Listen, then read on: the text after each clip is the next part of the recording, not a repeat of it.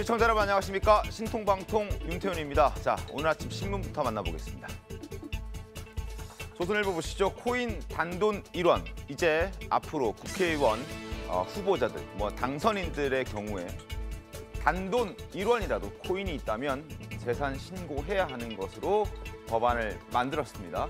정개특위, 행안위 법안 의결했고요. 내달까지 현황, 변동 내역도 등록해야 합니다. 그러나 김남국 논란이 터지고 난 다음에 뒤늦게 이렇게 한다는 지적 또한 피할 수는 없을 것 같습니다. 잠시 뒤에 살펴보겠습니다. 두 번째 신문 보겠습니다. 한국일보입니다. P2E 게임 국비 지원. 자, 김남국 의원의 코인으로 알려져 있는 그 위믹스 코인. 그걸 기반으로 하고 있는 P2E 게임에 지난해 국비까지 지원받았다는 한국일보 보도가 나왔습니다.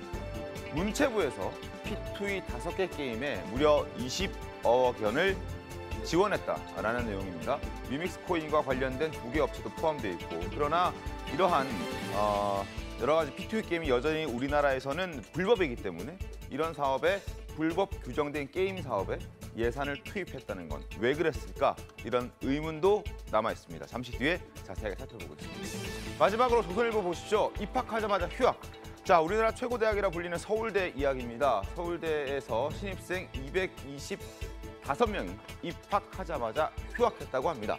2019년부터 꾸준히 휴학생들이 증가해서 이미 2019년 70명이던 숫자가 올해는 225명까지 늘어났습니다. 왜 그렇다면 휴학을 할까? 바로 의대를 가기 위해서 서울대생들도 휴학을 합니다. 입학하자마자. 그래서 학교에서는 지금 1학기 휴학 금지를 놓고 금지시키자라는 주장도 나오고 있는데, 이걸 놓고 서로 갑론을박도 할 정도로 상황이 심각해 보인다는 지적이고, 내부에서도 이걸 쉽게 보고 있지는 않은 것 같습니다. 자, 신문 3개 살펴봤고요. 본격적으로 신통방통 시작하겠습니다.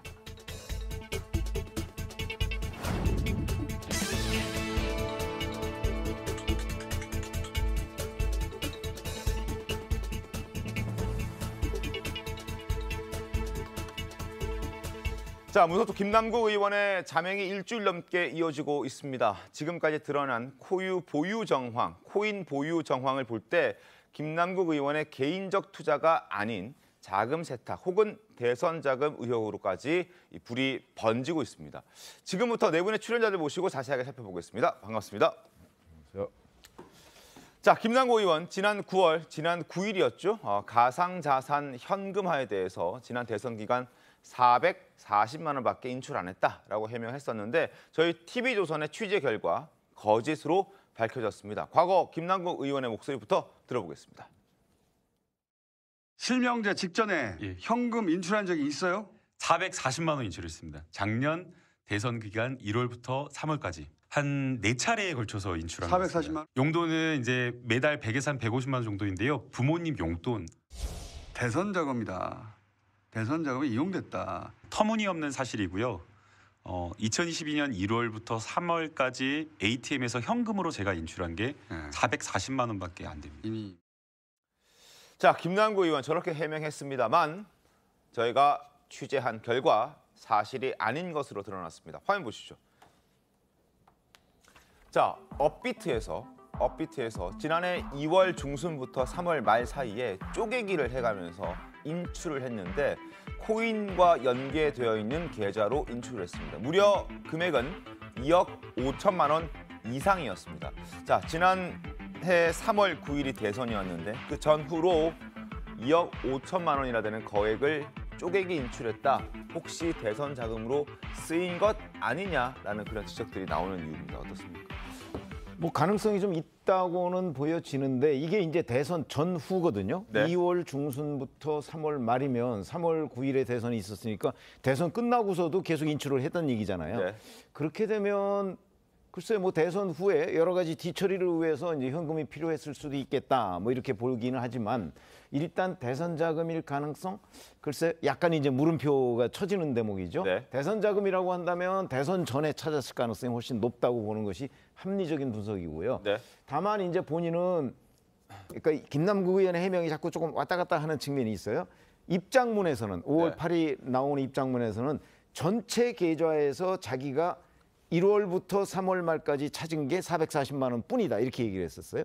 근데 아까 유튜브에 나와서는 그게 아니고 ATM에서 찾은 게 그렇게 된다고 네네. 얘기를 했거든요. 조금 의미가 다르죠. 그렇죠. 그런데 이번에 TV조선 보도는 ATM 뭐 이런 전체 계좌 이런 얘기가 없이 2억 5천 얘기인데 이거는 시중은행 계좌가 아닌 K뱅크란 말이죠. 맞습니다. 그러면 K뱅크에서도 현금을 뭐 ATM에서 가서 찾을 수도 있을지 모르겠으나 사실은 뭐 그건 다른 방식으로 찾을 수도 있거든요. 네. 그래서 이 차이가 나는 부분은 어찌됐든 간에 5월 8일 첫 입장문에서 밝혔던 그 내용과는 상반되는 겁니다. 네. 그러니까 그 첫 입장문이 거짓이었다. 이렇게 얘기를 해도 무방할 것으로 보입니다. 업비트에서 K뱅크로 2억 5천만 원 이상이 인출이 된 겁니다. 업비트가 아닌 다른 코인 거래소와 또 다른 연계된 계좌가 있다면 현금이 더 규모가 커질 수도 있는 그런 상황입니다. 김지민 변호사는 어떻게 보십니까? 어느 정도까지 커질 수 있을까요? 네, 충분히 그럴 수 있을 것 같습니다. 지금 보면 처음에 이제 얘기했던 금액이 이제 440만 원이 지금 2억 5천까지 이제 커졌는데 네.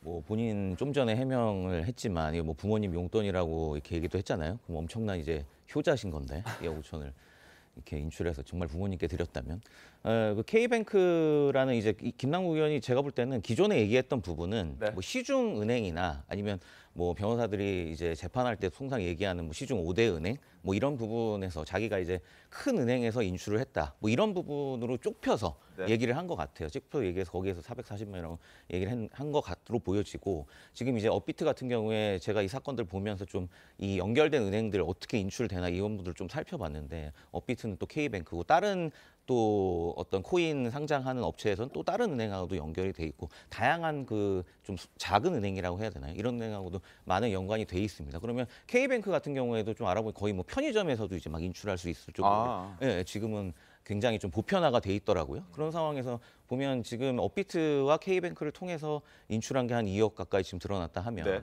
만약에 다른 거래소, 김남국 의원이 또 거래소 옮긴 거 갖고도 지금 검찰 수사를 받고 있거든요. 그거 자체도 사실 문제가 되는데 그럼 뭐 딴 데 옮겨서 또 뽑은 거 이런 부분까지 다 합산을 한다면 이게 나중에 지금 검찰이 이제 조사를 하나하나 지금 해 나갈 텐데 네. 다른 이제 업비트라는 데는 사실 좀 어떻게 보면 거래소는 굉장히 좀 크고 어떻게 보면 유명한 데고 다른 데에서 인출한 것까지 합치면 더 커질 가능성이 충분히 있다고 보여지고 네. 아까 최 의원님 말씀하셨듯이 또 하나 문제점은 이게 지금 시기적으로 네. 작년 대선 이제 1월에서 3월 사이에 벌어진 일인데 맞습니다. 이게 정말 부모님 용돈으로 드렸다면 뭐 문제가 없을 수도 있겠지만 시기적으로 참 미묘한 게 그 시기에 이제 이런 거액의 억 단위의 금액이 인출됐다 이런 부분은 뭐 정치자금법이나 추후 추가적인 어떤 좀 수사가 필요한 부분이 아닌가 그런 생각이 듭니다. 알겠습니다. 정치자금법 정치자금으로 혹시 세탁된 것은 아닌가 하는 그런 가능성에 대해서 여야의 입장이 상반되는데 목소리 한번 들어보겠습니다.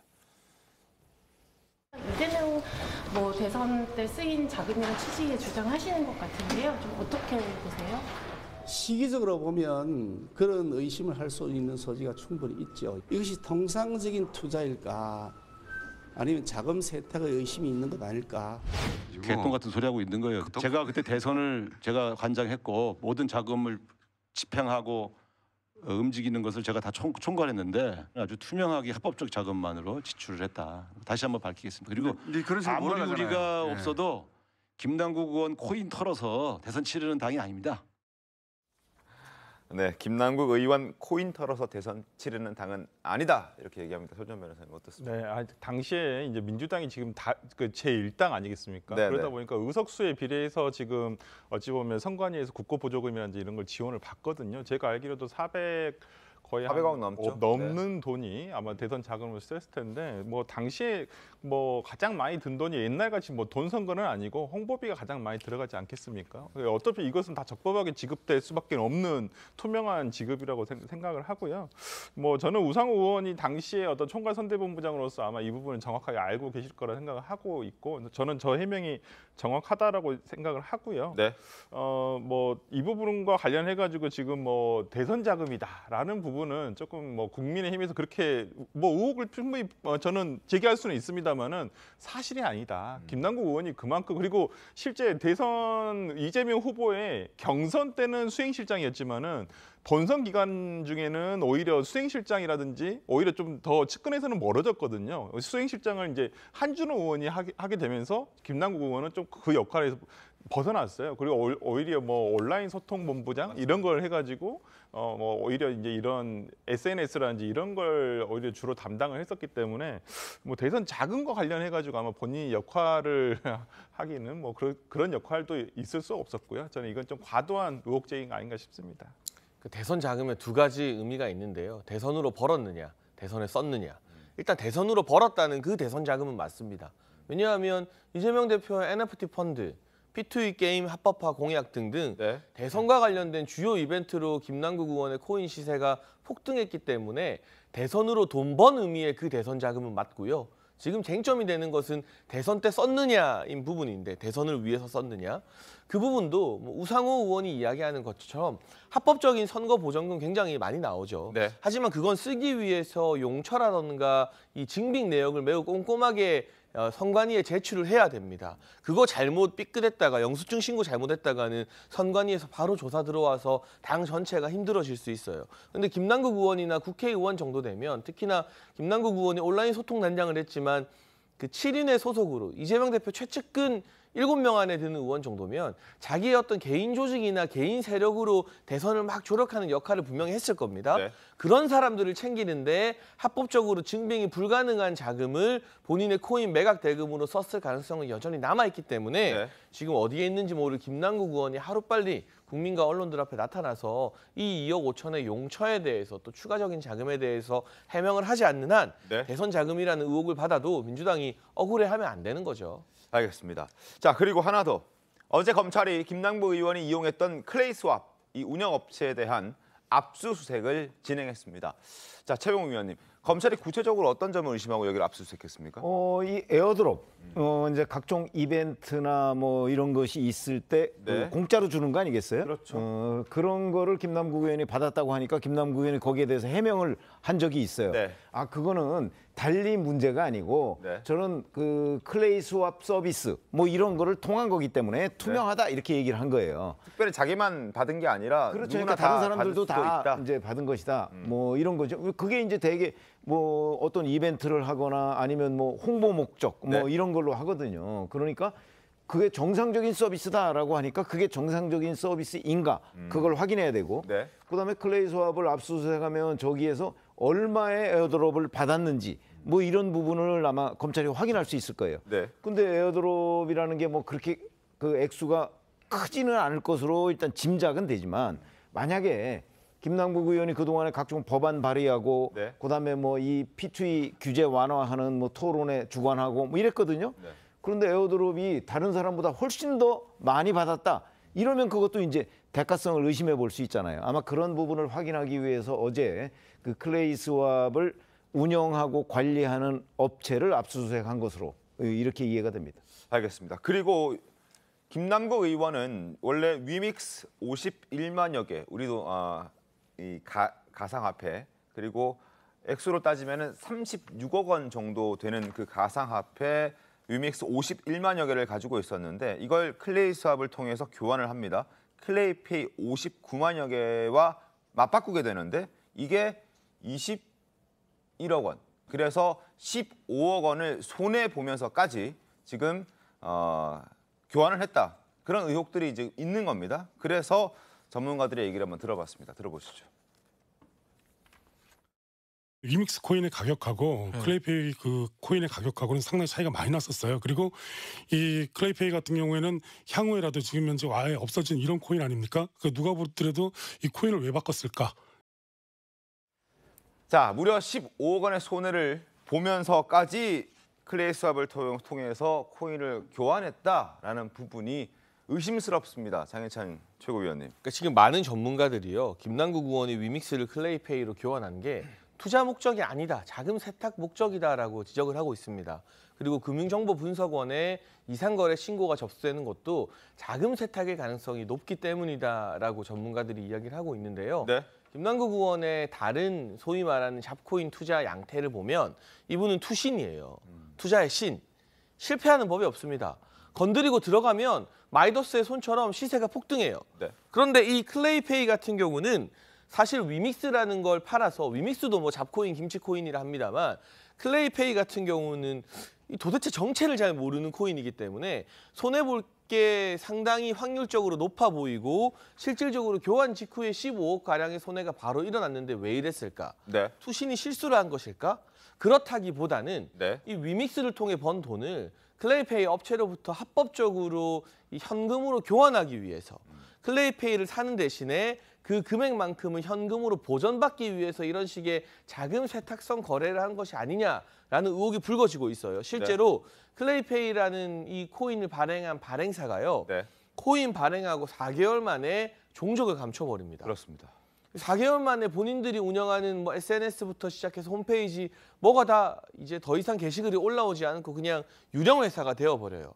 이거부터가 어떻게 보면 클레이페이라는 코인이 설립될 당시부터 이 재력가들의 또는 코인을 많이 가진 유력가들의 자금 세탁을 목적으로 출시한 코인이 아니었느냐 이런 의혹을 사기에 충분한 상황인 거죠.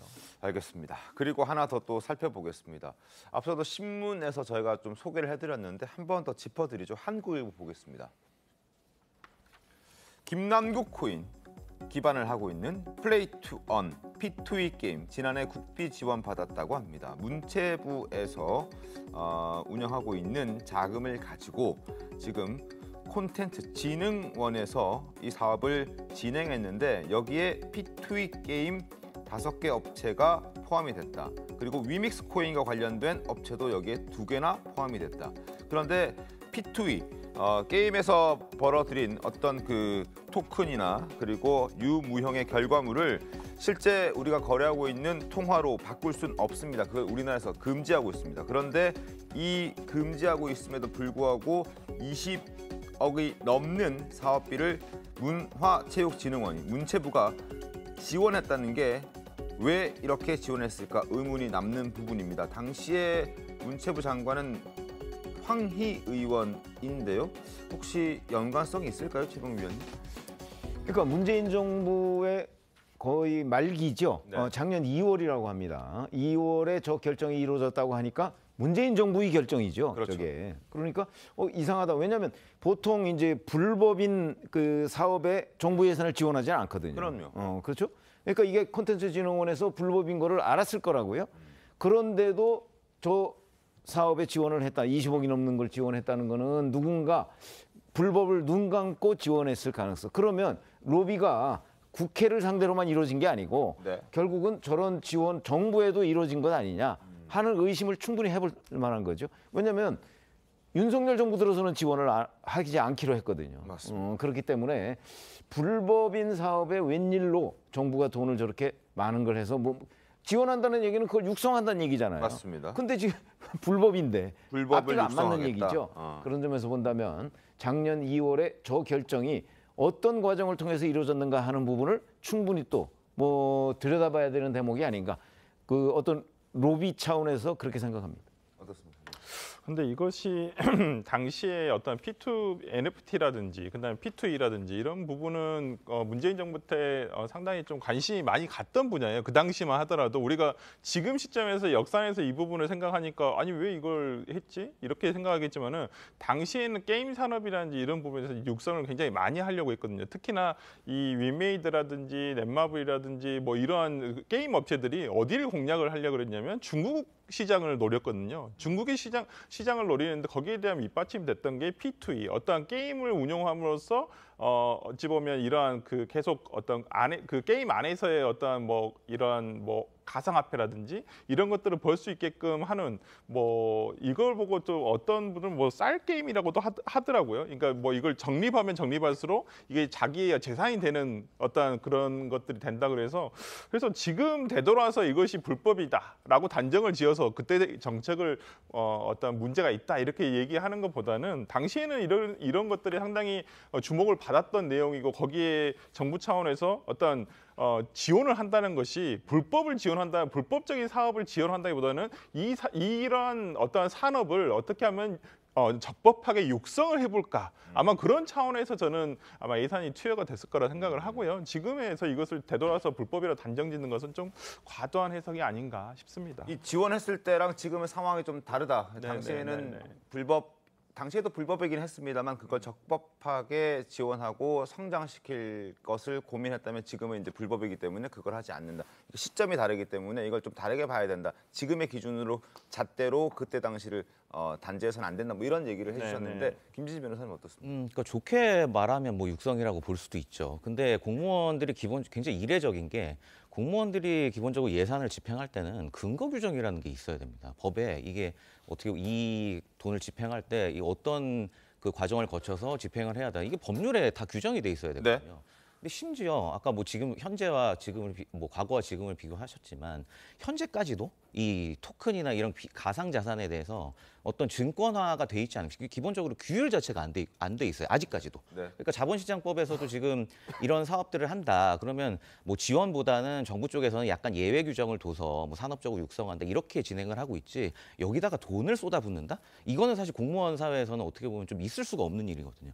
나중에 이게 책임 소재 문제도 있고 어떻게 보면 뭐 본인이 이제 직권남용이나 이런 형법상의 문제를 질 수도 있는 상황이거든요. 그렇기 때문에 이 당시의 상황에서 이 가상자산의 어떤 P2E나 이런 업체에 정부 지원이 들어갔다? 이 부분은 굉장히 이례적이고 또 한 가지는 왜 이런 가상자산에 대해서 좀 정부가 기존 문재인 정부도 관심을 가질까 한번 생각을 해보면 정치 자금이라는 게 지금 굉장히 좀 투명화가 되어 있습니다. 아까 장혜철 의원 말씀해 주신 영수증 하나도 잘 챙기지 않으면 뭐 나중에 선거 끝나고 뭐 자기를 박탈되기도 하는 상황인데 지금 오히려 정치인들은 조금이라도 이런 불투명한 자금이 어떤 마련할 수 있는 방법 이런 것들에 대해서 사실 관심이 굉장히 많아요. 나중에 이제 현금이나 이런 부분 말고 실제로 근데 지금 가상자산 이런 부분이 문재인 정부 때 이런 지원을 힘입어서 상당히 많이 활성화가 돼 있습니다. 지금 가상자산뿐만 아니라 뭐 STO라고 하는데 이것도 이제 가상자산 일종인데 심지어 가상자산을 통해서 지금 막 건물 거래를 하고 이래요. 근데 그 부분은 계좌로 지금 드러나지가 않거든요. 그러니까 이런 부분이 이런 정치 자금하고 결합이 된다? 어떻게 보면 정치인들의 니즈하고 딱 맞는 거예요. 그러니까 저희가 뭐 합리적인 의심이라고 저는 생각을 하는데 당시에 이런 부분을 적극적으로 문재인 정부에서 활성화했던 이유가 단지 좀 전에 말씀하셨던 뭐 해외 진출이나 이런 거냐 아니면 어떤 불법 자금 조성하고도 관련이 있는 거냐 이 부분은 저희가 좀 더 살펴봐야 한다고 생각합니다. 알겠습니다. 그 은밀한 불법 자금, 정치 자금을 조성하기 위해서 이 코인 거래 시장을 문재인 전 정부에서 활성화시켰다. 이렇게 이제 말씀을 해주신 것 같은데 살펴봐야 된다. 그거는 좀 확인도 필요하고. 근데 기본적으로 사실은 뭐 육성을 하는 건 좋아요. 그런데 그러면은 불법적인 거를 합법적인 거로 만들어 놓고 정부 예산을 지원한다든지 해서 육성을 해야 되는 거지. 불법인 상태로 놔두고 거기다가 정부 예산을 투여한다는 거는 앞뒤가 안 맞죠. 그러니까 이제 여러 가지 당시에 왜 이런 지원이 가능했는지 그 배경에 대해서도 면밀하게 좀 따져봐야 된다는 지적들이 있습니다. 한번 지켜보도록 하겠고요. 그리고 김남국 의원 지금 일주일째 잠적한 상태입니다. 민주당 내부에서는 자발적으로 나오기는 힘들 것이다. 그리고 절대 복당은 없다. 이런 얘기까지 나오고 있습니다. 박용진 의원, 이상민 의원 목소리 들어보겠습니다. 김남국 의원은 못 돌아옵니다. 왜냐하면 이 민주당의 그 이른바 논란을 만들어 놓고 또 민주당에서 요구하는 자료나 이런 걸 성실하게 제출하지 않은 채로 탈당을 했기 때문에 징계 기간이든 아니든 그건 무관하고요. 정치적으로 아주 어렵다고 생각해요. 김남국 의원이 뭐 자발적으로 나서는 걸 기대하지 마시고요. 누구나 뭐 본능적으로 자신에 대해서 조사를 하면은 뭐 자발적으로 하고 싶은 마음이 어디 있겠습니까? 진실되게 답변해야 될 의무가 있고 또 국민들이 지켜보시고 계시기 때문에 관련 자료도 불충분하게 비협조적으로 나올 수는 없는 것이죠. 장혜찬 최고위원님 어제 메시지도 내셨던데 김남국 의원을 향해서 세비도 받을 자격 없다. 이렇게 숨어 있는데 어디 뭐 물 좋고 산 좋고 한 데 가서 쉬고 있는 것 같다는 생각이 드는데 그러면 세비 반납하라 이런 말씀도 하셨던데 김남국 의원 언제쯤 나올 것 같습니까? 그러니까 이 처신에도 문제가 상당히 있는 거죠. 정말 일하고 싶어도 일자리 없는 청년들이나 죽어라 일하고도 월급이 뭐 스쳐간다는 표현 요즘 많이 쓰는데 통장을 그런 청년들이 보면 지금 저 가평 휴게소에서 발견된 이후로 일주일째 어디 있는지 모를 김남국 의원에게 매달 이 1,300만 원 정도의 세비가 투입된다는 거. 그리고 저 차량 같은 경우도 아마 관용차일 거거든요. 그럼 1년에 9천만 원 정도 의원실 유지비가 따로 세금으로 들어갑니다. 또 저 이 남성도 제가 파악하기로는 의원실 직원으로 알고 있는데 좀 더 확인을 해봐야겠습니다만 의원실 보좌진들은 공무수행 보조하라고 국가에서 세금으로 월급 주는 거죠. 김남국 의원 도피나 잠적을 도우라고 국가에서 우리가 세금 내서 월급 주진 않죠. 네. 특히나 이 5월이 종합소득세 내는 날이라 이 개인 사업자나 프리랜서, 자영업자분들 한껏 지금 예민하고 민감한 달이거든요. 세금 내는 게 막 기껍고 행복한 사람 많지 않습니다. 그래도 이 국가를 유지하기 위한 의무이니까 다들 신성하게 납세를 하는 거죠. 근데 그 세금으로 일도 안 하고 코빼기도 안 비치고 가평휴게소에서 어디로 사라졌는지 모를 김남국 의원과 그 의원실 직원들 차량 유지비며 월급이며 세비며 준다고 생각하면 5월 달에 정말 종합소득세 내기 아깝다는 생각이 다 드는 거예요. 그러니까 의원직 사퇴가 최소한의 양심이긴 합니다만 정의원직 사퇴를 당장 결단 못하겠으면 네. 본인 세비라도 일 못하는 동안 반납하겠다라는 선언이라도 해야 되는데 이게 숨어서 본인은 머리 식히고 쉰다고 하지만 이런 좋은 직업이 또 어디 있습니까? 쉬고 싶으면 아무렇게나 숨어가지고 쉬어도 월급 꼬박꼬박 다 나오는 이러니까 다들 국회의원 하고 싶은가 봐요. 예, 뭐 근데 가평 휴게소에서 찍힌 사진 이후에 돌아왔을 수도 있잖아요. 너무 지금 어디 숨어 있다고만 생각하지 마시고 저도 숨어 있는지 어쩐지 잘 모르겠습니다만 이렇게 얘기했는데 지금 뭐 서울에 있거나 지금 국회의원회관에도 있을 수 있겠지 않습니까? 뭐 지금 기자들이 취재는 하겠지만은 뭐 의원회관에 오는지 어쩐지 모르겠습니다만은 설마 그냥 아무것도 안 하고 쉬고 있지는 않으시라고 저는 그렇게 믿고 싶고요. 네. 예, 뭐 충분히 장해찬 최고께서 얘기하시는 비판도 뭐 지금 김남국 의원 입장에서는 받아들일 수밖에 없다고 봅니다. 저런 비판 뭐 국민 누구나 저렇게 하실 수 있고 이런 부분에 대해서 본인이 원천적인 책임을 가지고 있습니다. 다만 지금 오히려 본인이 그 언론에 나오면서 어찌 보면 뭐 유튜브에 나오면서 이런 해명했던 것들이 다 반박을 당하면서 오히려 본인이 더 위기에 봉착했다라고 지금 생각을 해서 아마 지금 언론 대응이라든지 이런 부분은 안 하시는 것 같은데 계속 지금 의혹만 커져가고 지금 수사가 오히려 지금 계속 진행되고 있지 않습니까? 저는 오히려 김남국 의원께서 저는 아직도 무고하다라는 걸 믿고 있는 편이기 때문에 저는 김남국 의원이 본인에 대한 이러한 정말 얼토당토 않은 내용들이라든지 이런 부분에 대해서 직접 해명을 정말 깔끔하고 누구나 알아먹기 쉽게 이렇게 해명을 하시는 게 어떨까 저는 한번 제언을 드립니다. 알겠습니다. 얼마 전에 박지원 전 국정원장이 태풍은 금방 지나가니까 뭐 소나기는 피해야 한다. 그리고 언론 대응 자제해라 이런 메시지를 김남국 의원에게 얘기했다. 전화 통화했다. 이렇게 라디오에 나와서 얘기했던 적이 있는데 그 말을 그대로 잘 듣고 있는 것 같다는 생각도 듭니다. 자, 그리고 고민정 최고위원이 이재명 대표의 면전에서 지도부의 미온적 태도를 비판했습니다. 목소리 들어보시죠. 이번 코인 사태와 관련해 우리는 기민하지도 단호하지도 못했습니다. 문제를 지적하는 이들을 원색적으로 비난하며 윽박질렀습니다. 민주당의 쇄신을 외친 청년 정치인들을 팔적, 수박이라며 좌표 찍기와 문자 폭탄을 퍼부었습니다. 민주당의 모습은 국민이 아닌 민주당을 살리는 일에만 전념하고 있는 것만 같습니다.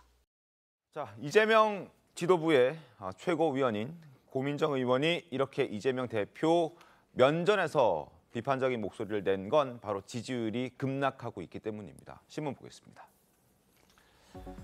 서울신문입니다. 김남국 코인에 돌아선 2030. 자, 민주당 지지율이 국민의힘으로 이동하고 있다는 보도가 나왔습니다. 20대 지지율 민주당 12.9%포인트 뚝 떨어졌고요. 반대로 여당은 국민의힘은 12%포인트 상승하면서 반사이익을 누리고 있다는 지적입니다. 평가가 나오고 있습니다. 그리고 조국 사태 때처럼 이 분위기가 더 크게 번져 나갈 수도 있다. 그 가능성을 배제할 수는 없을 것 같다는 위기감이 지금 더불어민주당을 휘감고 있다는 생각이 듭니다. 어떻습니까? 이 코인 문제에 대해서 민감하게 반응하는 건 그만큼 코인에 대해서 관심이 많고 네. 그다음에 코인 투자를 하고 있는 사람들이 많은 계층.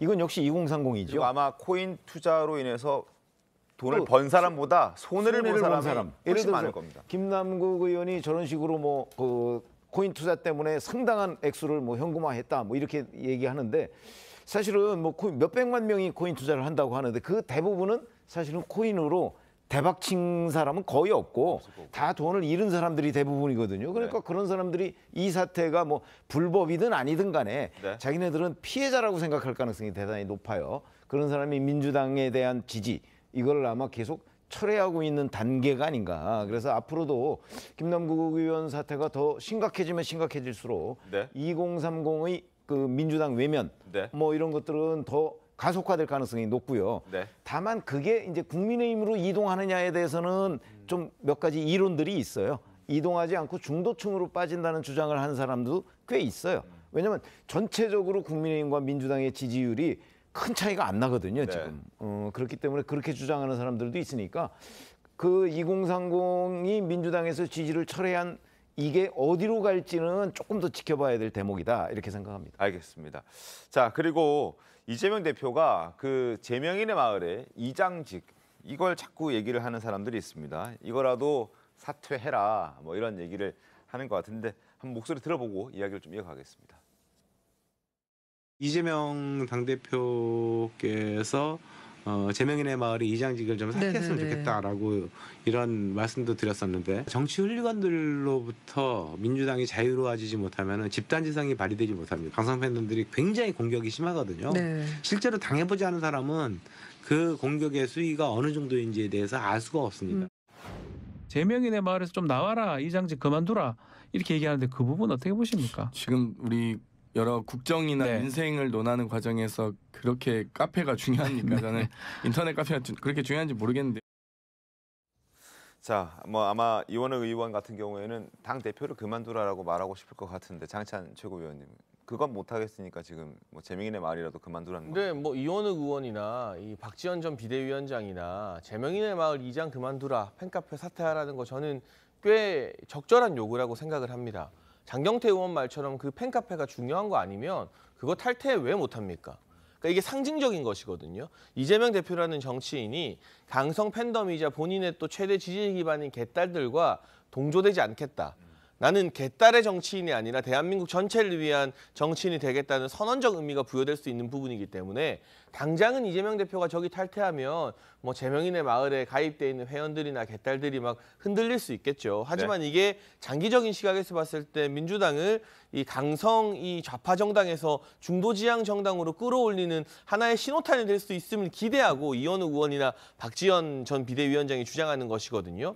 근데 이게 장경태 의원 말처럼 별거 아니면 별거 아닌 거 해주면서 비명계 불만 좀 잠재우는 게 리더십의 일환인 거잖아요. 그리고 절대 다수의 침묵하는 국민들 시각에서 봤을 때 제명인의 마을에 가입해서 아 우리 잼파파 짱이야 하는 분들이 뭐 그렇게 막 좋아 보이겠습니까? 그분들과 선을 긋고 거리를 두면 둘수록 제가 장담하건대 이재명 대표와 민주당이 오히려 더 국민의 선택을 받을 가능성이 높아질 겁니다. 그런데 그렇게 안 하죠. 왜냐? 이 강성 팬덤이 당내에서 본인들의 헤게모니를 지게 하는 강력한 우군이자 동력이 되기 때문인데요. 뭐든 내려놓아야 더 많이 얻는 법인데 지금 이재명 대표는 강성 팬덤을 내려놓고 일반적인 국민 다수의 지지를 얻을 만한 마음의 준비가 안 돼 있는 것 같아요. 알겠습니다. 자, 지금부터는 다른 주제로 갈 텐데요. 민주당을 혼란에 빠뜨리는 또 다른 돈봉투 의혹 짚어보도록 하겠습니다. 현재 검찰이 수사 중에 있습니다. 어제 윤관석 의원을 비공개로 소환해서 12시간 동안 조사한 것으로 전해졌습니다. 그리고 이르면 오늘 구속영장을 청구할 방침인 것으로도 알려졌습니다. 먼저 이정근 전 사무부총장 녹취록 속에 등장했던 윤관석 의원의 목소리부터 다시 듣겠습니다. 관석이 형이 의원들을 좀 줘야 되는 거 아니냐 고민을 하고 있고요. 뭐 필요하다면 뭐 돈이 최고 쉬운 건데 뭐. 윤관석은 오늘 만나서 그거 줬고 이렇게 봉투 10개로 만들었더만. 5명이 빠졌더라고. 오늘 안 나와갖고. 아니 모자라면 오빠 채워야지 무조건. 그래서 하는 김에 다 해야지. 그래서 우리 하여튼 이나 이나 이 둘은 또 호남이잖아. 거기 해야 돼 오빠. 아이 오빠 호남은 해야 돼. 그래서 나는 인천 두라고 원래 안 주려고 그랬는데 얘들이 보더니 또 아 형님 계약하는 김에 우리도 주세요. 또 그래갖고 거기서 3개 뺏겼어. 자, 구속영장 청구 사유는 3가지입니다. 사안의 중대성, 그리고 도주 우려, 증거 인멸. 윤관석 의원은 어디에 해당된다고 검찰은 판단한 겁니까? 네, 뭐 여러 가지에 해당하는데 지금 이제 사실관계가 나왔지만 본인이 이제 이 내용을 부인하고 있습니다. 그러면 원칙적으로 수사에 이제 협조하지 않는 상황이고 그 내용을 부인한다 이러면 추가적으로 누구나 추측할 수 있지만 이 사람은 신병 확보 안 할 경우에 증거 인멸될 가능성이 굉장히 높구나. 본인이 안 했다고 계속 얘기를 하고 있으니까. 그래서 그 부분이 제가 볼 때 핵심적인 요소가 될 것 같고 사안도 사실 좀 중대하긴 중대합니다. 왜냐하면 그 이제 정당법이나 정치자금법이 지금 적용이 되는데 정당법상에 특이하게도 어떤 이 정치자금을 만드는 그러니까 지금은 이제 당대표 선거 과정이었죠. 그래서 당대표 선거 매수죄에 있어서 단순히 뭐 이제 돈을 주고받는 것보다 지금 윤관석 의원이 한 일처럼 중간에서 이 사람들을 뭐 사주했다고 해야 되나요? 전체적으로 이 계획을 만든 경우에 오히려 가중 처벌을 하게 돼 있어요. 일반 형법상은 그런 규정이 오히려 교사나 방조는 좀 덜 처벌을 받을 수가 있는데 그런 상황으로 보면은 사안도 꽤 중대하다고 판단을 검찰이 할 수도 있을 것 같고 그리고 또 하나는 지금 이제 윤관석 의원에서 끝나는 게 아닙니다.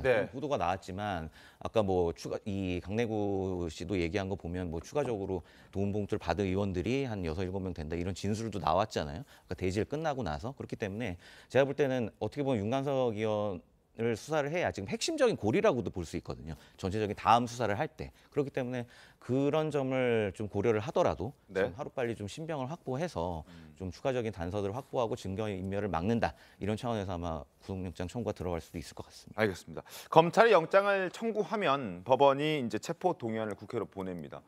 민주당이 과연 최근 이 민주당을 탈당한 윤관석 의원의 체포 동의안에 찬성을 할까 아니면 반대를 할까 이 부분도 궁금해지고 그리고 이제 한동훈 법무부 장관도 체포 동의안에 넘어오면 국회에 등판을 해서 범죄 혐의에 대해서 설명을 할 텐데 이 또한 얼마나 구체적으로 설명해 줄까 이런 부분들도 벌써 궁금해집니다. 자, 한 장관이 과거 노웅래 의원 때 그리고 이재명 대표 때 국회에 나와서 했던 이야기들을 다시 한번 들어보겠습니다. 이 사안에서는 노웅래 의원이 돈을 받으면서 저번에 주셨는데 뭘 또 주냐? 저번에 그거 제가 잘 쓰고 있는데 라고 말하는 노웅래 의원의 목소리, 돈봉투 부스럭거리는 소리까지도 그대로 녹음되어 있습니다. 다 소설이고 조작이고 증거 없다는 주장, 불법 없었다는 주장을 할 단계는 이미 지나갔습니다. 어디에도 민주당 대표 이재명의 범죄 혐의는 없습니다.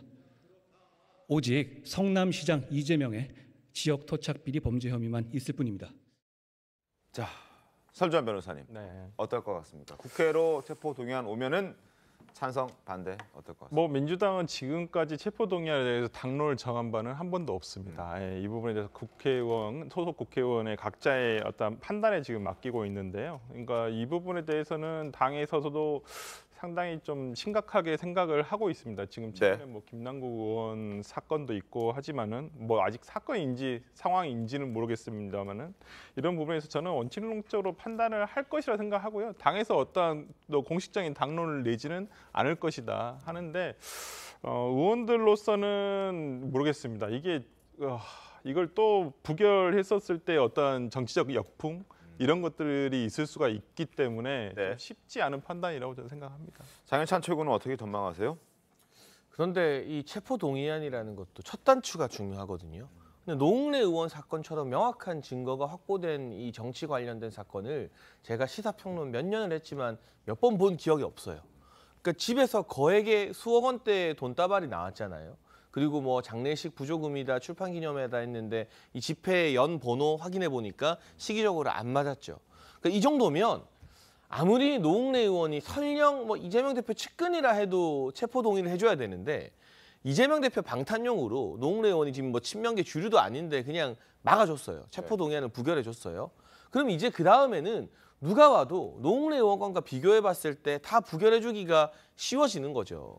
이게 바늘 도둑이 소도둑 되는 겁니다. 근데 처음부터 소도둑질을 했는데 그러니까 소도둑을 한 번 했으니까 그 다음에는 뭐 바늘이 나오든 돼지가 나오든 양이 나오든 도둑질 계속 할 수 있는 우를 민주당이 이제 범하게 되는 거예요. 첫 단추를 잘못 깨었기 때문에. 그래서 저는 윤관석 의원이든 뭐 이성만 의원이든 체포 동의안 날아와도 가결시켜주기 쉽지 않을 것이다. 그러니까 상식적으로 양심적으로 가결의 표를 던지고 싶은 민주당 의원들이 많아도 또 하나의 걸림돌이 이재명 대표가 있잖아요. 아니 윤관석 가결시켜주면 또 이재명 대표 다음번에 날아왔을 때 가결해야 되는 거 아닌가? 이런 부담이 상당히 또 많이 작용하기 때문에 첫 단추를 잘못 깬 점, 그리고 이재명 대표라는 언제 체포동의안이 또 날아와도 이상하지 않은 이 혐의 백화점이 있다는 점, 이 점 때문에 지금 현재 21대 국회에서 민주당이 자당 의원에 대해서 체포동의안 가결해주는 장면은 쉽게 상상이 안 되는 측면이 있습니다. 알겠습니다. 자, 지켜보도록 하겠고, 그리고 돈봉투 의혹의 정점에 있는 그 송영길 전 대표 아직 소환 조사를 받지 않았습니다. 하지만 이미 방대한 양의 녹취록이 확보된 상태이고 현재 관련자들의 수사는 계속되고 있는 그 상황을 봤을 때 여러 가지 분위기를 봤을 때 송 전 대표도 곧 소환될 것으로 보이는데, 검찰은 지금 송 전 대표와 윤관석 의원이 서로 공모한 것으로 판단을 하고 있다는 보도가 나왔습니다. 검찰이 송영길, 윤관석, 돈봉투 공모했다. 윤 의원을 불러서 사실관계 등을 조사했는데 윤 의원 측은 돈봉투 전혀 모른다라고 부인하고 있지만 검찰은 이러저러한 상황들을 봤을 때 윤관석 의원이 송영길 대표에게 보고도 하고 송영길 대표의 재가도 받아서 두 사람이 공모해서 돈봉투를 만들고 그리고 만들어진 돈봉투를 현역 의원들에게 뿌렸다라고 판단을 하고 있습니다. 자, 조만간 그런 차원에서 송 전 대표도 소환 통보를 받을 테고 아마 조사가 진행될 겁니다. 과거 송 전 대표가 검찰에 자진 출석했다가 입구에도 들어가보지 못하고 돌아가는 모습 기억하시죠? 다시 한번 보겠습니다.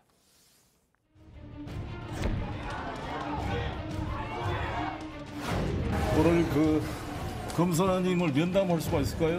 네, 등록이 돼 있어야 들어갈 수 있는데 현재로서 등록이 안 돼 있어서 아무튼 그쪽에서 아니 언론을 통해서는 말씀.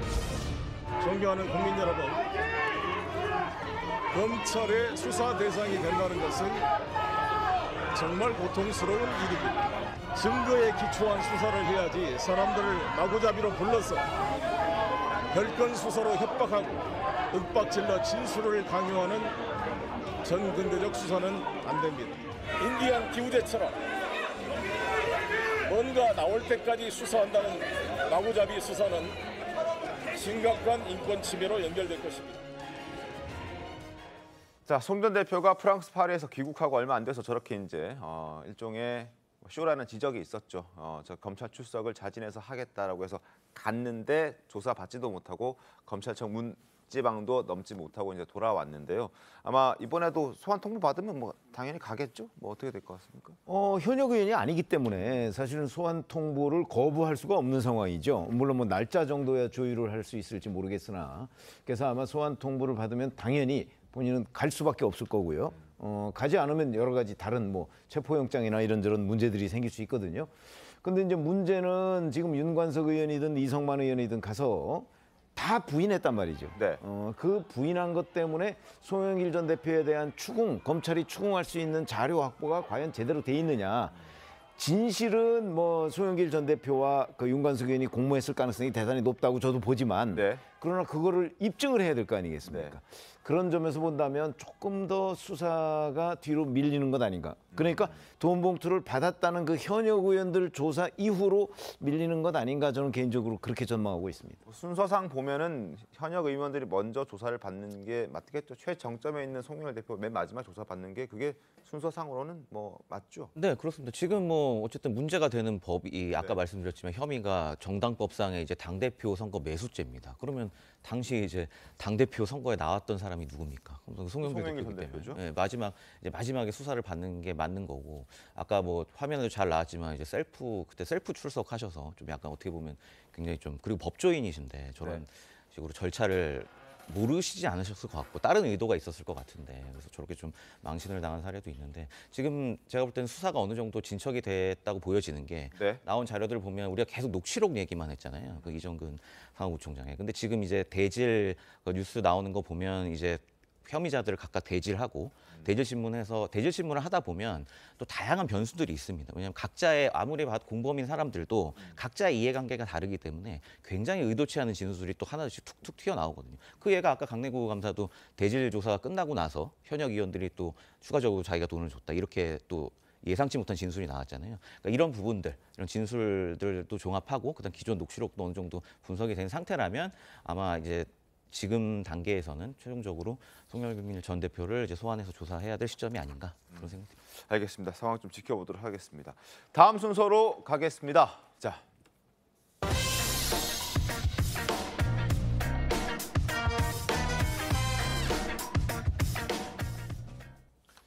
자, 놓치기 아까운 뉴스 첫 번째 뉴스 바로 손을 잡은 여야 대표입니다. 사진 한 장 보시죠. 자, 국민일보 사진을 소개해 드릴 텐데요. 어제 민주화 추진협의회라는 회가 결성된 지 39년이 된 그 기념식에 여야 대표가 참석을 했는데 두 사람이 손을 맞잡았다. 손을 잡은 여야 대표. 이게 뉴스가 되고 있습니다. 두 사람이 손을 잡게 된 사연도 있습니다. 두 사람이 알아서 잡은 게 아닙니다. 분위기를 만들어줬는데 어떤 분위기였는지 영상 보겠습니다.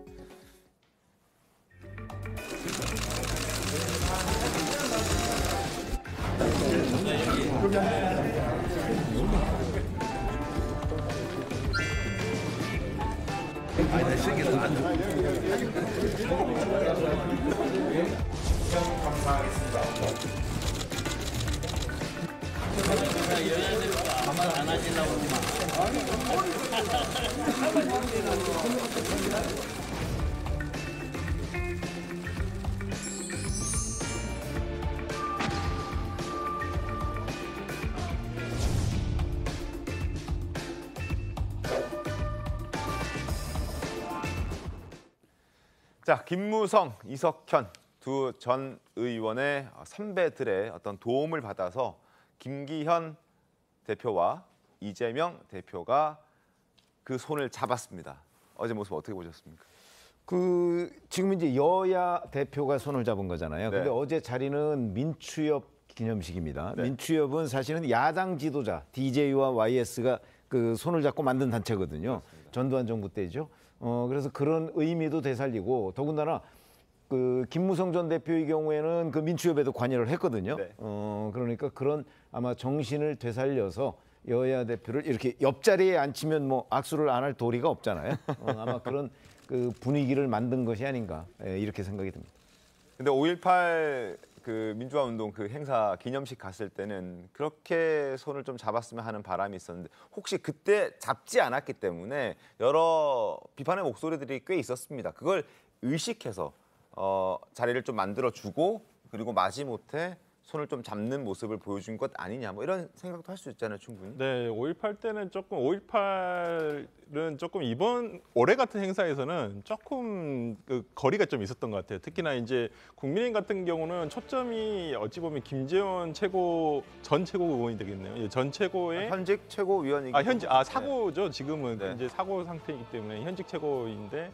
어떤 김재원 최고의 발언들을 어찌 보면 이제 그 사과하는 의미, 오히려 목적이 좀 거기에 더 앞섰거든요. 그렇기 네. 때문에 민주당과의 어떤 이 5.18 기념식에서의 어떤 뭐 화해 무드라든지 어떤 화합의 모드를 보여주기는 좀 힘들었습니다만은 저는 뭐 지금 국민의힘에도 대통령 사진이 붙어 있는 게 YS. 김영삼 대통령 사진부터 붙어 있지 않습니까? 그 전에 사진들은 전 대통령들은 제가 알기로는 없는 것으로 알고 있는데 그래서 이제 저는 어찌 보면 국민의힘의 본류라고 할 수 있지 않겠습니까? 그다음에 YS와 그다음에 지금 DJ 간의 당시에는 야당 지도자였지만은 지금 어째 두 지도자가 손을 잡았기 때문에 저는 어저께 민추협 행사에서 저렇게 뭐 억지인지 어쩐지는 모르겠습니다만은 저런 거라도 국민들이 보기에는 참 보기 좋지 않습니까? 저런 게 하나의 시작이지 않을까 싶습니다. 그리고 저렇게 하나씩 하다 보면 뭐 좀 그렇습니다. 뭐 그럴 수도 있겠죠. 가까워질 수도 있겠죠. 예, 말씀하십시오. 다른 거 말씀드릴 건 아니고요. 저희 당사에는 이승만 초대 대통령, 박정희 전 대통령, 김영삼 전 대통령 세 분의 이 사진이 걸려 있습니다. 김영삼만 대통령만 있지 않다라는 걸 말씀드리려고 하는 그전 정부는 제가 그러니까 민주화 이후에 알겠습니다. 자, 놓치기 아까운 두 번째 뉴스로 가겠습니다. 두 번째 뉴스는 2010년 북한에 폭침됐던 천안함이 전투 능력을 갖춘 최신 호위함으로 13년 만에 다시 태어났는데 여기에 정말 의미 있는 무기가 탑재가 됐다고 합니다. 장해찬 최고위원이 어떤 무기입니까? 네, 이게 바로 316 기관총이라고 명명된 무기인데요. 네? 지금 보시는 것처럼 3월 26일 있었던 천안함 폭침의 날짜를 따서 이름을 붙였고요. 고 민평기 상사의 어머님이신 윤청자 여사께서 유족 보상금 1억 그리고 국민 성금 등 총 1억 한 8,900여만 원 정도를 해군에 기부를 하셨습니다. 네. 여기에 군 예산을 더해서 18정의 3.16 기관총을 만들었는데 이 중에 2정이 신형 천안함에 배치되었다고 합니다. 그러니까 아들을 잃고도 네. 이 대한민국의 바다를 지키겠다는 이 윤청자 여사님의 마음이 신형 천안함에 그대로 실려서 민평기 상사님은 떠나갔지만 우리 바다를 계속해서 지키게 되는 아주 뜻깊은 무기라고 할 수 있겠죠. 알겠습니다. 고 민평기 상사의 어머니 윤청자 씨는 지금 2020년이었습니다. 지난 2020년 서해 수호의 날 기념식에서 문재인 전 대통령에게 과연 천안함 폭침이 북한 소행인지 아닌지 명확하게 답 좀 해달라라고 얘기했던 바로 그분이었습니다. 과거 모습 잠깐 보겠습니다. 이게 한수행인가 누구 수행인가 좀 말씀 좀 해주세요. 그건요 여적지 북한수행이라고 진실로 해본 일이 없어요. 그래서 이 늙은이에서 한 점 풀어주세요. 정부 공식 입장에 공식 입장에서 지금 딴 사람들이 찾아가 말할 때요. 이게 어느 짓인지 모르겠다고 대한민국에서 하는 짓인지 이게 저긴지 모르겠다고 그럴 때 저 가슴이 무너져요. 이 늙은이 좀 한 점 풀어주세요. 며칠 한 점. 꼭 대통령께서 이것 좀 꼭 밝혀주세요. 예, 감사합니다. 자, 벌써 3년 전인데요. 당시 문재인 전 대통령의 발언도 사실 좀 적극적이지 않았다는 지적들도 있었습니다. 그렇죠. 아니 마치 외교적 발언을 보는 것 같은 느낌이지 않습니까?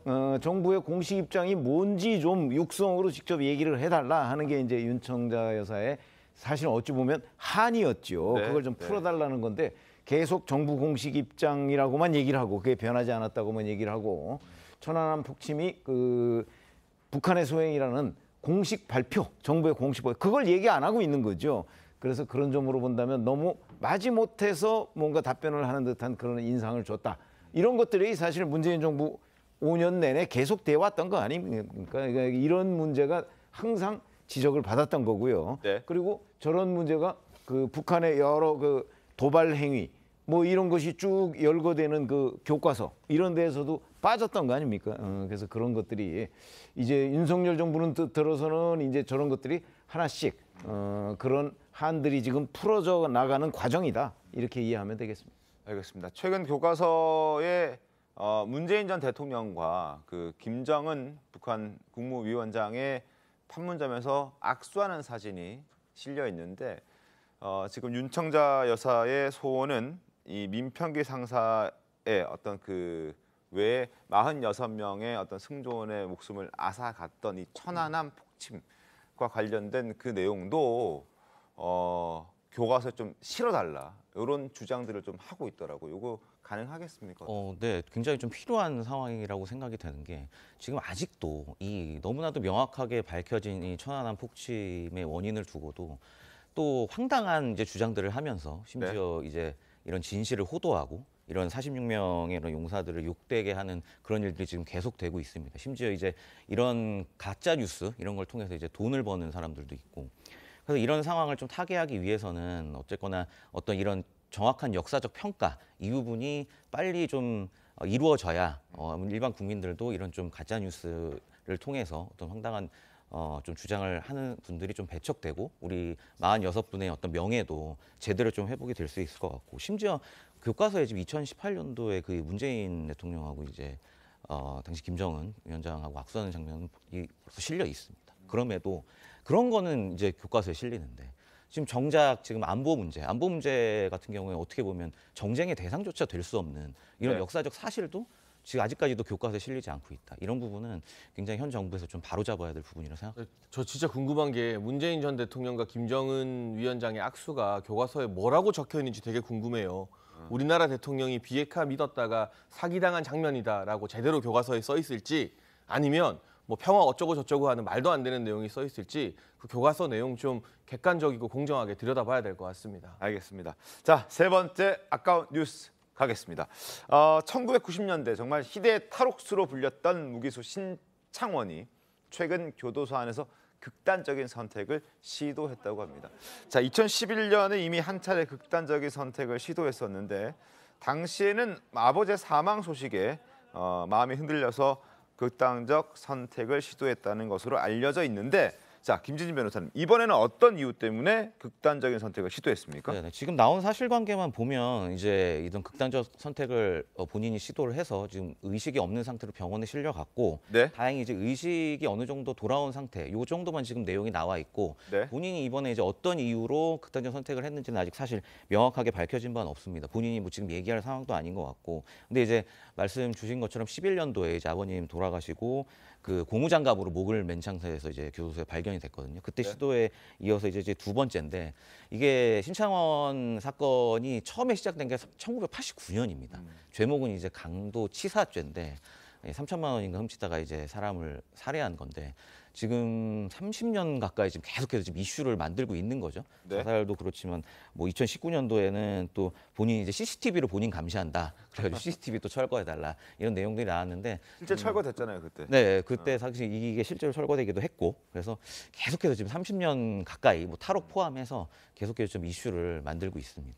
최병희 의원도 기억하시죠? 이거. 그럼요, 기억하죠. 예. 더군다나 탈옥수로서 탈옥을 했다가 2년 6개월 정도를 그 국내 여기저기 돌아다녔는데 못 잡았거든요. 그 바람에 이제 뭐 신창원이 뭐 신출귀몰 한 것 아니냐, 뭐 이래서 심지어는 무슨 신드롬까지 있었어요. 맞습니다. 신창원이 입고 있었던 옷, 티셔츠, 티셔츠, 뭐 이 문제 가지고서 뭐 그게 갑자기 그 사람들이 그걸 사게 되고 뭐 이러면서 뭐 무슨 인터넷 공간에 뭐 신창원을 마치 저 영웅시하는 듯한 그런 것들도 저 티셔츠입니다. 뭐 저 티셔츠죠. 그래서 그런 것들이 나오고 했는데 뭐 대단히 부적절하고 네. 그러나 여하튼 감옥에서 저런 극단적 선택을 하지 못하도록 하는 여러 가지의 조치들도 뒤따라야 될 것이다 이렇게 생각합니다. 알겠습니다. 자, 지금부터는 신통한 맞짱 시간으로 가겠습니다. 오늘 주제 영상으로 만나보시죠. 전두환 씨와 이승만 대통령이 다르지 않다고 생각하거든요. 내란 목적 살인죄를 저지른 범죄자를 이승만 대통령을 내란 목적 살인죄의 수괴로 생각하시는 것은 뭐 저는 전혀 제가 받아들이기 어려워요.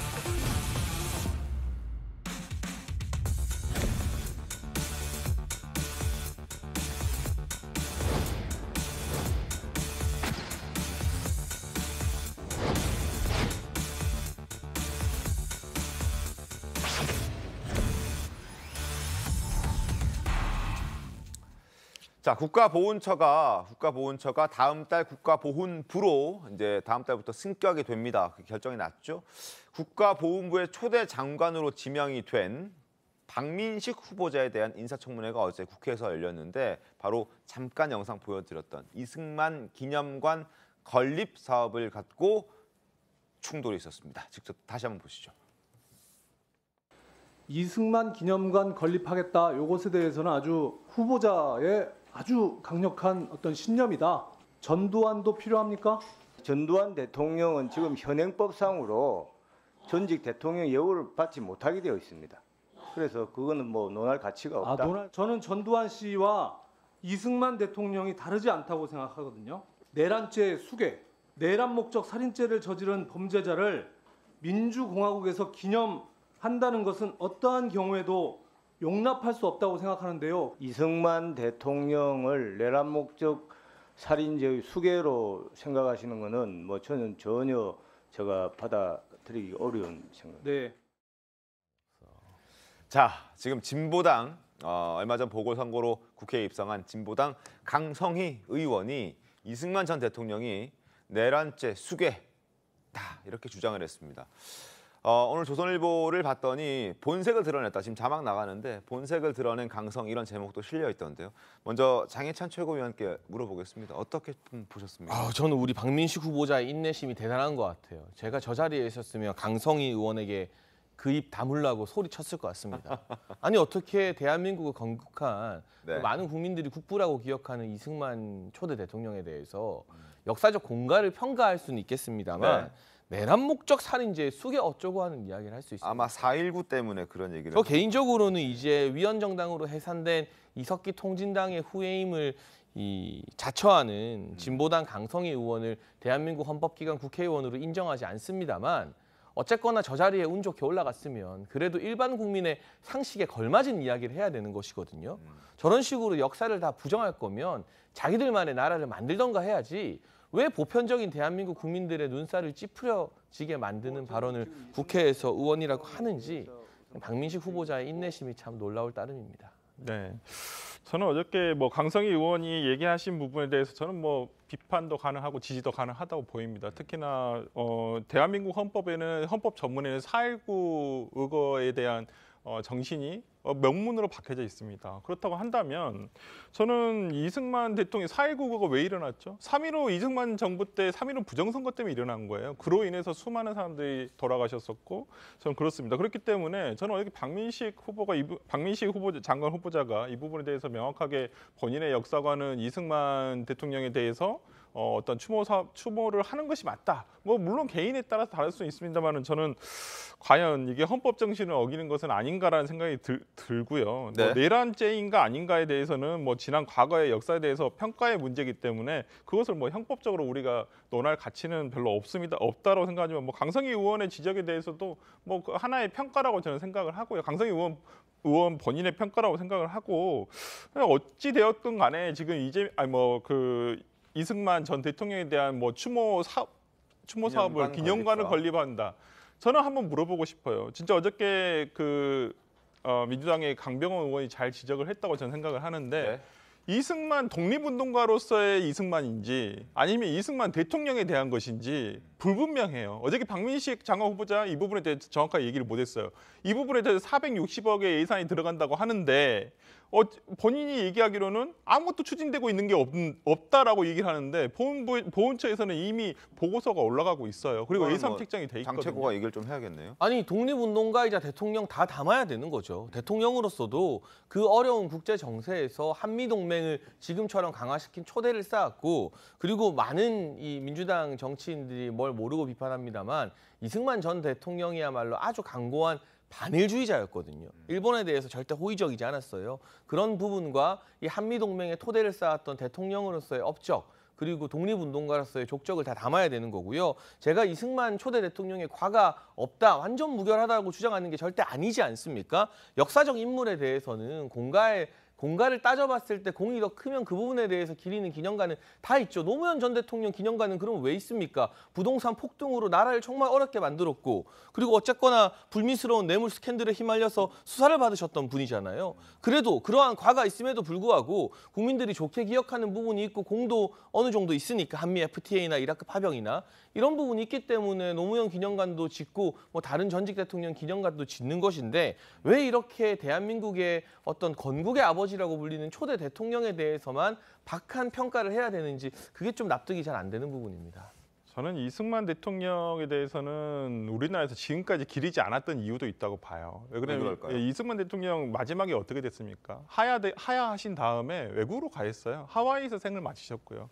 그렇다고 한다면 그때 당시에 이미 대한민국에서는 역사적으로 판단을 저는 내렸다고 봐요. 독립운동가로서 이승만도 뭐 물론 역할을 한 부분도 있습니다만 독립운동사에서 봤을 때는 상당히 다른 의견도 굉장히 많습니다. 과연 다른 뭐 김구라든지 아니면 정말 뭐 예를 들어서 여러 독립운동가가 있지만은 과연 그 사이에서 얼마만큼의 어떠한 역할을 했는지 그냥 미국에서 외교관으로서 어떤 외교의 한 역할을 함으로써 담당했다는 부분까지는 인정할 수 있지만은 과연 다른 분들에 비해서 얼마만큼의 어떤 역할이 있었는지에 대해서도 상당히 논의가 있고 그다음에 대한민국이 건국이 된 다음이 더 문제였어요. 그때부터는 독재자로서의 길을 걷거든요. 저는 그렇기 때문에 이 부분에 대해서 논란이 있음에도 불구하고 굳이 국가 예산을 들여서 이런 부분 지속하는 것이 맞는지에 대해서도 상당히 좀 의문은 있습니다. 알겠습니다.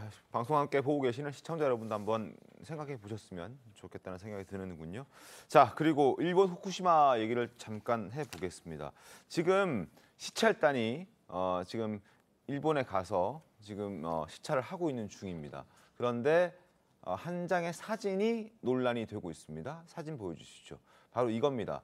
이게 제주 환경운동연합이라는 단체가 만든 포스터인데요. 일본 후쿠시마 오염수 과연 정말 마실 수 있나요? 라고 하면서 오염수를 해맑게 웃으면서 받아들고 있는 윤석열 대통령의 사진이 떡하니 걸려 있습니다.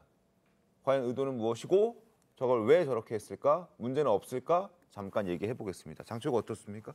아니 뭐 수준 낮고 저열한 공세인데요. 저는 저런 식의 어떤 저열한 표현의 자유를 빙자한 이 왜곡적인 어떤 선전물들이 국민 여론의 동의를 얻지 못할 거라고 보고 있고 오히려 싸늘한 민심의 역풍을 맞을 거라고 생각합니다. 왜 윤석열 대통령이 항상 말씀하신 자유는 이런 거에는 통용이 안 될까 참 걱정입니다. 국민들이 우리의 건강권, 특히나 제주도는 바다지 않습니까? 네. 그러니까 건강하는 마음을 제주도 시민단체에서 얘기를 하고 있고 풍자지 않습니까? 이런 풍자 자유 조금 뭐 이러더라도 아프시더라도 이 정도는 충분히 감내하실 수 있지 않을까 싶습니다. 문재인 전 대통령은 본인을 합성한 포스터 만들었다고 고소까지 하셨거든요. 현직 대통령 신분으로. 민주당에서 자유 이야기할 계제는 아닌 것 같습니다. 알겠습니다. 자, 신통방통 잠시 뒤에 돌아오겠습니다. 네, 오늘 준비한 신통방통 여기까지입니다. 내일도 신통하게 돌아오겠습니다. 고맙습니다. I heard you got arrested in the street last night.